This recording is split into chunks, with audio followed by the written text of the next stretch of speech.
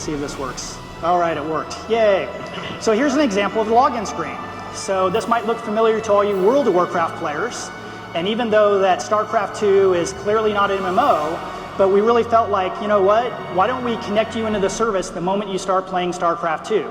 So you put in your Battle.net account, and then you'll be actually logged into the service from the very beginning. So this is kind of what the flow is going to look like. So you log into the game, and then this is going to be approximately kind of like what your first screen is going to look like.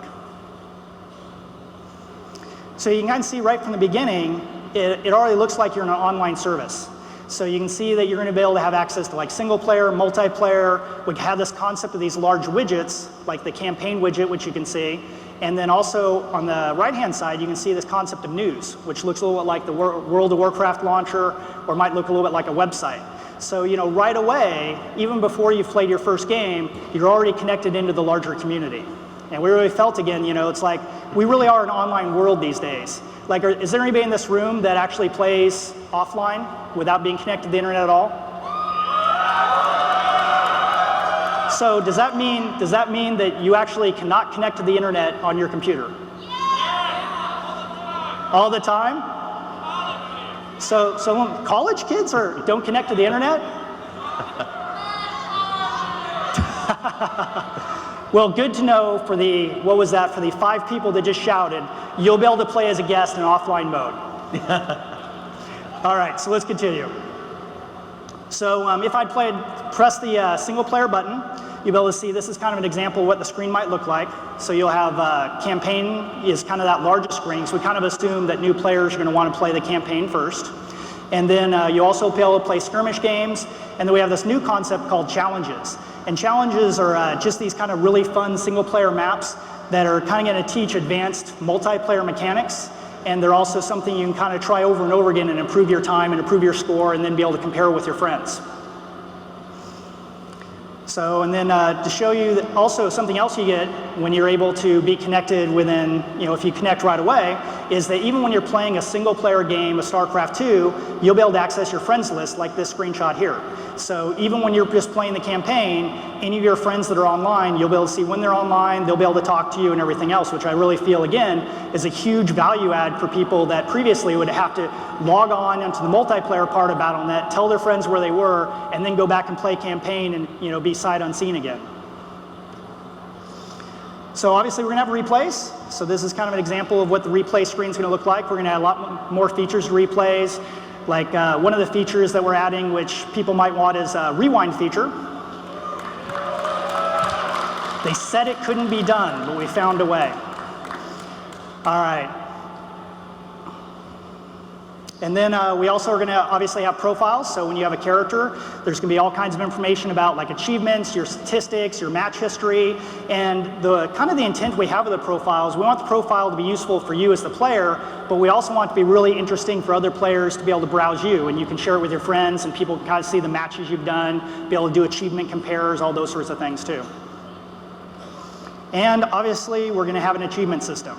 So we're going to have full achievements within Start 2. It's going to be hopefully even a better system than World of Warcraft, because, you know, I feel like the World of Warcraft system was great, but, you know, in Blizzard fashion, we've learned a lot from it, and we're going to try to improve upon that within StarCraft 2. So you'll be able to get achievements in the game, and then this is just an example of what the in-game interface looks for it. And, you know, just like in World of Warcraft, when your friends get achievements, you'll get a toast that pops up, so you know when your friends are getting achievements, so you can always, you know, give them, you know, a little bit of competition. And the most important thing is that the achievements is going to be how you get kind of the icon system for War 3, but we've kind of amped it up quite a bit. So we kind of have this concept of avatars and decals. And based on different achievements that you earn within the game, we'll unlock different avatars that then you can use to display as yourself on the service. But the really cool addition on top of the avatars is this concept of decals. So each of the races will have a whole set of decals that you'll be able to unlock through the achievement system. And where these decals show up is actually on the units themselves.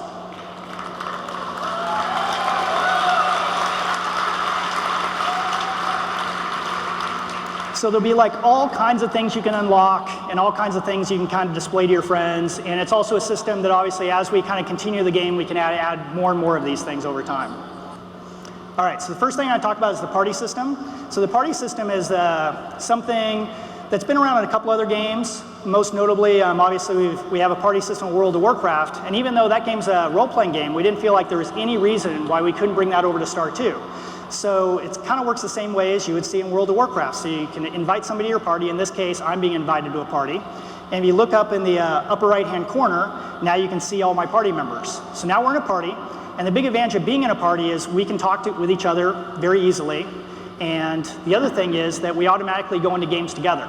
So whoever the party leader is, they can select whatever game that we're going to play. In this case, we're selected the 2v2 option. I can select my race, and then we go into the game together, and then when the game's over, we also come back into the service together also. So we can just play as this persistent party and play as many games we want to play until the party breaks up.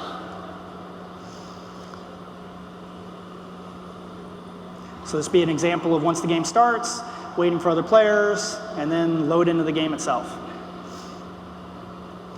All right, so here's some screens. This is an example of what might happen once you've played in the service for like 10-ish games. It might be a little bit longer than that. You get placed in the league, so there's an example of that where I got selected to be put into the 1v1 Gold League. And now I'm going to talk a little about custom games. So I talked a little bit earlier about one of the problems we felt in Warcraft 3 was the custom game list was kind of this mishmash. You know, you'd see a whole bunch of Dota games, and probably most of those Dota games said things like, "No noobs, please." And it was like, that was the entirety of the game list. If you wanted to find an interesting game, or a game you wanted to play, you really couldn't do it. So this is the example of how this list would look. So if you look at the very top, there's the example of Dota All-Stars. So all the different Dota games would be consolidated into that one line under just the name of the map itself. So you're really searching for the type, the map, the game type, or things like that. And if you look at the top, there's also kind of a filter by genre. So you can even like subdivide further and actually filter it even more. So this is an example of that. So under this one, I actually selected co-op skirmish. So now it filters it entirely, and even Dota itself went away since that's not considered a co-op skirmish map. And then this is an example of how you create a custom game. You know, very similar again, very straightforward, very easy to do. One of the things that we added, which is kind of cool, is kind of this, one of the things you can do now is you can create a custom game, and then when you go into the game lobby, you can actually have the game lobby be private, and then invite all your friends, get the teams configured how you want, and then if you notice, like right above my name, there's that button that says open to public, and once you punch that button, what it does is now it broadcasts the game to the game list. So you don't have to kind of do that thing you did in the past where you have to jump in the game, take a bunch of players, wait till your friends get in, try to coordinate. You know, just go ahead, go into the private game lobby, then invite all your friends, then you can go ahead and publish the game to the game list and get the rest of the players into the game.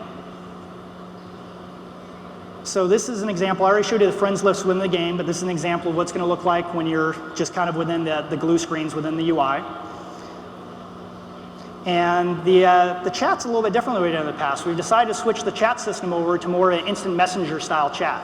So it's a lot easier for you to organize. It's a lot easier to have conversations with one person or multiple people. Because if you think back to like Warcraft 3, or even WoW for that matter, it can actually be kind of challenging to try to hold different conversations. You know, like, I don't know, I'll probably use a WoW example, might even be more relevant to the crowd, but if you're hanging out in Stormwind and you have all the different public chat channels up and you're also trying to, you know, keep 3 different whispers together and talk to your party and talk to your guild, it's pretty hard to do that. You're like constantly like, you know, using a little scroll bar and going up and down and trying to figure out what's going on. So we felt like, well, what if we go to more of an IM style chat and it allows you to kind of organize your conversations however you want to do them. So we decided to introduce this concept of BattleNet Real ID. And the way this works is we want you to be able to see and communicate with friends based on how you know them. And the examples over there are like Facebook and Twitter, which are 2 of the most popular services, you know, across the world. You know, they're just eating up market share, and I think a lot of that is because in real life, we don't know each other as Gandalf or as Zeratul. You know, we know each other as Rob Pardo or Greg Canessa. So if that's how people want to know each other, that's how people are going to communicate, why don't we introduce that to the service itself? So one of the things this is going to allow you to do is be able to talk to friends across game and across realm.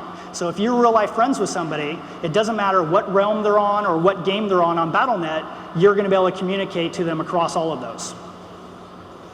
Another thing that we can do is also have an achievement system that spans games across characters. So at that point, I think there's probably a lot of people in the audience, and myself included, that I invest all this time in the achievements of one character, and then I don't want to go on to another character because I don't want to start doing all that achievement work again. Well, once we have real life ID, you're actually going to be able to just see an achievement score for your entire account. And then you don't feel kind of that pressure of staying on the same character because you already did all those achievements.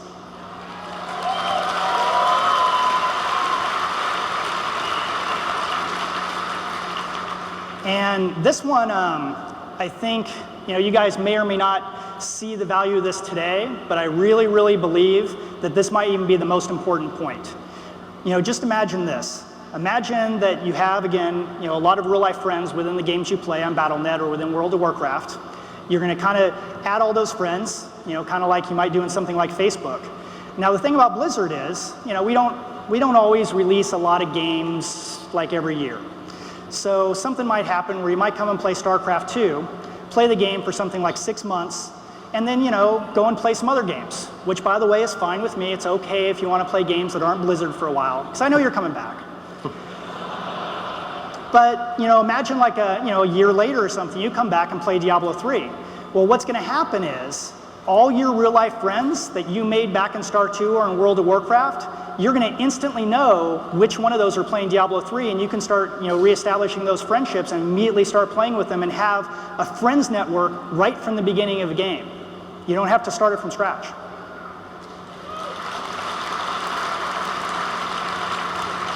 All right, so now I'm going to show you kind of some screens just so it kind of makes a little more sense. So this would be an example of what your friends list might look once you actually have some real life friends added to it. So your real life friends would be at the top, and you still have the character friendship. So this doesn't replace character friendship at all. So you can still have all the same systems you have today, but you kind of have this additional kind of more powerful functionality. So you can see like this is an IM chat that I'm having with Greg. What's he talking about there? Oh, he wants to run heroics. So, and this is a good example of how it kind of crosses games, where we can be in Star 2 and we can kind of be talking about running something within World of Warcraft. So we also have this concept of toast. So if you look in the bottom right and the bottom left-hand corner, my good friend Dustin Browder is come online, so I know he's come online. And we have this concept of a broadcast. And the way the broadcast works is a little bit like you might see like broadcast work in social networks. And this is an example of how I actually think people are going to use them. So Dustin's actually playing Star 2, but he's asking if anyone's up for some heroics later in WoW. So that'd be something then if you're in WoW or you're playing Diablo 3 or you're playing Star 2, you'll be able to tell all your friends what you really want to do. So because I think one of the things that's going to happen with World of Warcraft guilds, StarCraft 2 is going to come out, and then a whole bunch of your guild mates are going to be playing Star 2 here and there. But they might actually want to be able to go to the next Naxx run. But this is a way that they can actually tell you that, but still stay on the service and play Star 2 for a while waiting for the guild raid to start.